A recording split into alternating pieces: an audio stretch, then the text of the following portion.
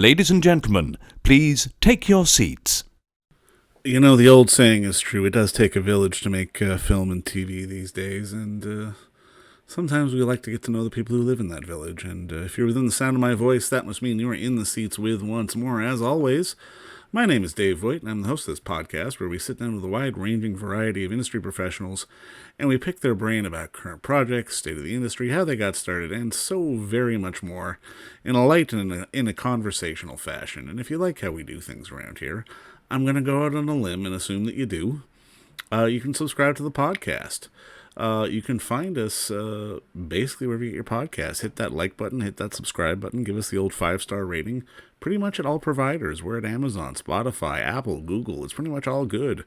And plus, we archive every single one of our episodes over at our In the Seats YouTube channel. So if you can give us a like and subscribe there as well, we would absolutely appreciate it. Also, don't hesitate to check us out on social media. We're on the Facebook, the Twitter, and the Instagram, as the young kids call it, at, well, where else? We're at In the Seats, for all sorts of fun updates, and finally, and I do dare say most importantly, please pay us a visit over at In the Seats, intheseats.ca, for all the latest and greatest from the world of film, television, basically the moving image at large, because if we love to watch it and write about it and talk about it, we love it when you come by and read about it and listen about it, so please pay us a visit. On this episode, it is Emmy season, as it is rolling around once again to start awarding the best of the best that television had to offer for this calendar year. And one of those shows that is going to be up for several awards is Severance on Apple TV Plus from Ben Stiller, starring Adam Scott. It's a great show. There's a lot of fantastic people in the show. I love it. But we had the unique pleasure of sitting down with a professional on a show like this that, well, I mean, at least from my perspective, goes underappreciated because the casting director does so much on a job like this, on a show like this, and is really vital. And I'll admit, I never really knew what a casting director did other than the obvious. But in advance of that, we actually got the pleasure of sitting down with a casting director, the one for Severance, the one and only Rachel Tenner, and we asked her about just sort of the process of casting and the intricacies therein, and all sorts of fun stuff. But like I said, you know, she did a great job on this show because there's a lot of amazing people on it, and with the Emmys coming up, I do hope this show does win quite a few of them because it certainly deserves it. But enjoy our talk with Rachel as we sort of dive into the nuts and bolts of what it means to be a casting director in Hollywood, because it's an interesting talk. And also check out Severance on Apple TV Plus because they're both really good. So talk to you later. Obviously, first off, just thank you so much for the time today. I really appreciate it. Yeah, absolutely. Thanks for asking. Okay, now, I mean, this might be a bit of a dumb question, but this is something I got to ask because I've never actually talked to somebody who's been in casting before. Okay. Can you walk me through, like, in sort of the nuts and bolts of what a casting director does? Because, I mean, we all have assumptions in the outside world, but we don't exactly know, you know? I think the overall idea of what a casting director does is it's basically coming to your director and saying, like, of all the actors in the world, these are the people you should look at and consider. You know, this is my first choice, but this is the group that we should pull from for the role. I guess, you know, it's kind of like it's almost like you're a personal shopper for a director. Okay, so it's like shortlisting. You've got to make a short list kind of thing. It's shortlisting, but the processes are so different. Like, you can do lists, right? And you can do, and then obviously you do auditions, right? So you narrow down, if I have 300 auditions, then maybe, you know, you narrow it down to 25 you're going to send to your director, or 5 or 10, you know, depending who your director is and what the processes that they like as well, you know, but you're trying to kind of hone it down for them and also hopefully get the people that you love the most, you know, to get the part. So, I mean, on something like this, like, are you going with Ben? Are you going with the director? Where does sort of the process start for you? Well, so Ben will send me a script and then I read the script and, you know, break it down for myself and have a discussion with him a little bit further about the roles and what we're looking for. And then I go out, and if it's a role that I'm going to have auditions for, then we kind of put it out to the acting community and we get pitches. I also make my own lists of ideas of people that I know that I think could be great for it. We have them audition, and then we, kind of cull that whole thing down, and then go over it with Ben. Otherwise, if it's a list, then I just kind of start thinking, if it's going to be people who are offer only, then it's like I just sit and think about who I think could be amazing for it and make the list and check their availabilities and send it to Ben, and then go over and kind of talk about why I love a certain person for a role, and why I am bringing up this person or that person, and so on and so forth. Well, I mean, Any of that makes sense? I wonder if any of that just made sense. no, I think it did, because I mean, it's the dynamic is interesting to me, because I mean, honestly, especially on a bigger ensemble like this, there's going to be a mixture of offer versus read, and I can imagine Right. even that goes back and forth, especially in the early process. Right, exactly. I mean, it's definitely, the good thing is I've worked with Ben for a long time now. So I feel that, once I kind of click into what the tone of the piece is, and, we have a chance to kind of talk about the roles more, we're pretty much in sync a lot of the times, I would say. So I don't feel like I'm ever, coming. I mean, sometimes I have an idea that he's like, you're just crazy now. You know what I mean? Like, he's like, that's crazy.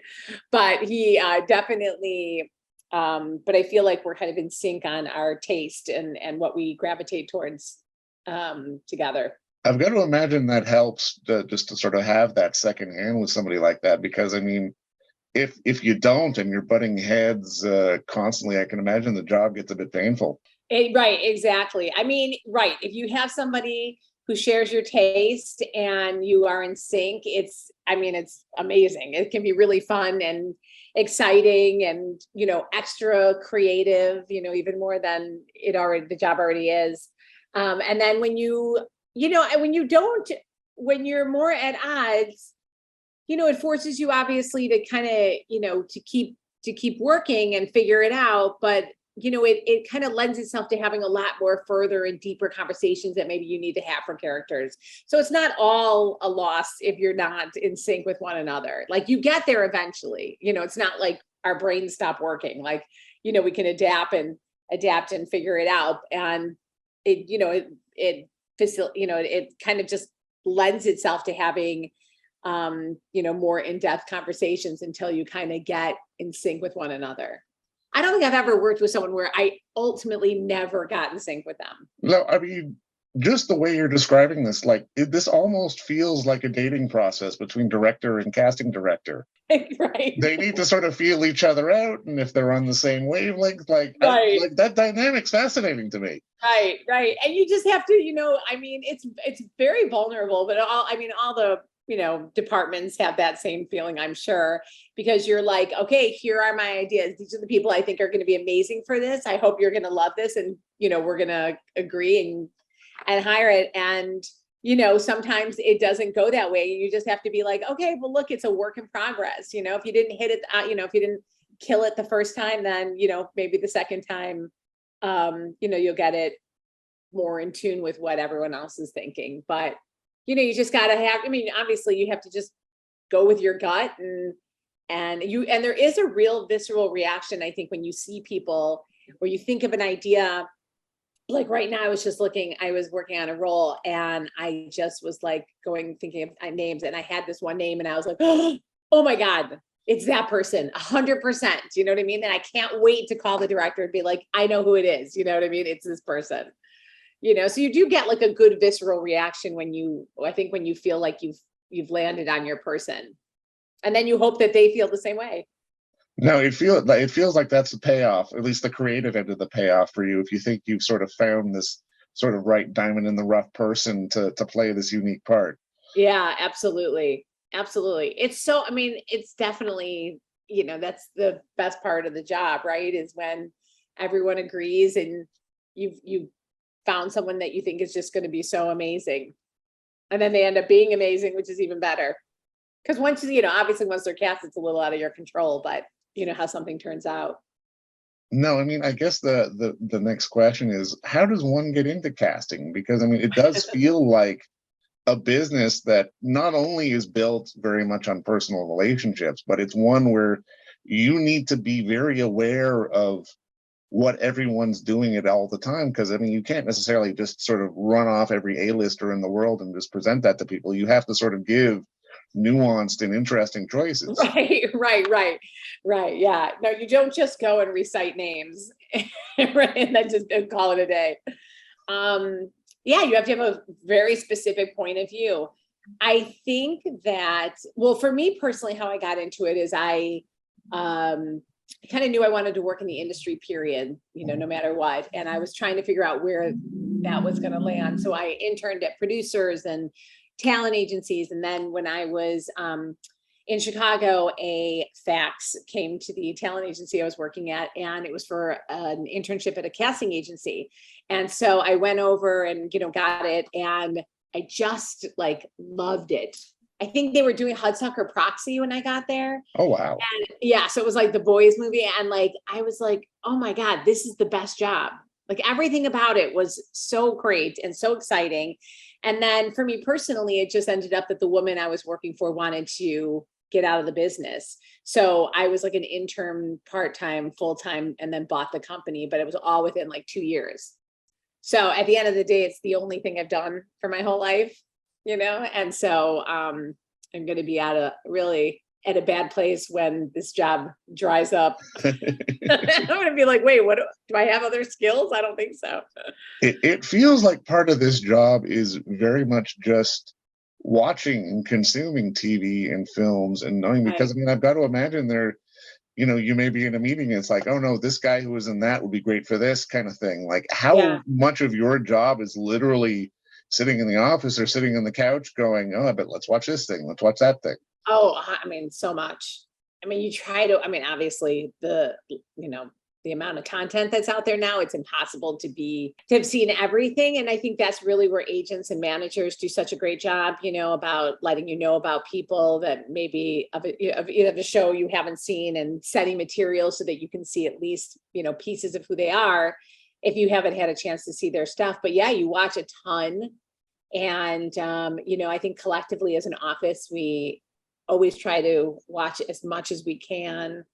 You try to go to theater, comedy, just try to kind of stay up on it. I think my area where I'm really lame is Instagram and social media stuff like that. I'm like, you and me both. You would think I'm 80. I'm like, I don't know what that is, but everything else, yeah, we really try to stay on top of it, because you always just want to find, you want to find new people. Well, but I mean, that dovetails into something else that I hadn't even thought of, because I mean, you and I in our industries, as the journalist, as the casting director, we have similar problems. I mean, 5 years ago, we could kind of sort of watch everything. We can't now. Yeah, right. It's impossible now. I mean, it must be maddening for you. Is it just a question of staffing, or is it just sort of accepting the fact that I'm never going to get to it all? I think I have to accept the fact that I won't get to it all. Yeah. And there's only so many hours in the day. And, even when I binge, and I binge a lot, but then you're up till 4 a.m, and then you get 3 hours of sleep, and then you're, terrible at your job the next day. So it's hard to, balance the whole thing. But, we try. I know every casting director, I'm sure, tries so hard. No, I mean, at the end of the day, is there a dream job? Is there a dream casting job that you'd love to be able to fill one day? Or is even in sort of the hypothetical land? I mean, are there directors that I'd love to work with? Yeah, that too. Yeah. Well, yeah, there's a ton of directors I'd love to work with, but because they all have their own respective casting directors, I will not name them. But yes, of course, there's always, I'd say there's, directors I'd love to work with. And I was trying to think if there's a genre I haven't gotten to do yet that could be interesting. But I can't think of course, anything right now. So, but I know there are genres, obviously, I haven't done. How do you sort of, in someone who is a consumer of as much media as humanly possible, try to sort of think outside the box when really the box is a big old squiggly line all over the place these days. Yeah, I think at the end of the day, I don't, I've kind of given up on trying to be like, I think sometimes, wait, I think for out of the box, you have the opportunity to play with maybe like a gender, maybe it's written for a guy and you're like, what if it was a woman, or if it's an ethnicity that's different than maybe it's indicated. And, you can play around that way. But I think as far as like trying to be clever and like, I think at the end of the day, you're going for the people that you think are really going to be the best. And sometimes the ideas are totally wild. And sometimes they're real obvious, and in your face. And it just kind of, I don't know, it's kind of your brain takes you where it's going to go. So I don't consciously try to think like, oh, how can I be like, let me come up with this really out of the box idea. Just as far as like a type of actor. I think it's kind of more just like, do I think they'd be awesome? And if they're awesome, then great. How do you get I mean, I'm sure there's different layers to this, but I mean, I can imagine there are times when you love someone, the director loves someone, and then you pitch it to an actor and they don't love it. How do you sort of deal with that? I think you just have to know that that's just part of the process. You can't really, I don't think you can take it so personally anymore. It's so subjective. So, I mean, it's like 1,000 million kajillion times that's happened in my career. And what's funny though, at the end of the day, you end up getting the person you're supposed to get. I always like say to the director when we go, when someone says no and we go to the next person, I said, I promise you that at the end of all of this, like when we're done shooting and everything, I'll be like, oh, remember when it was going to be so and so, isn't that so weird now because this person's so perfect? Like, I always feel that you end up with the person you're meant to have.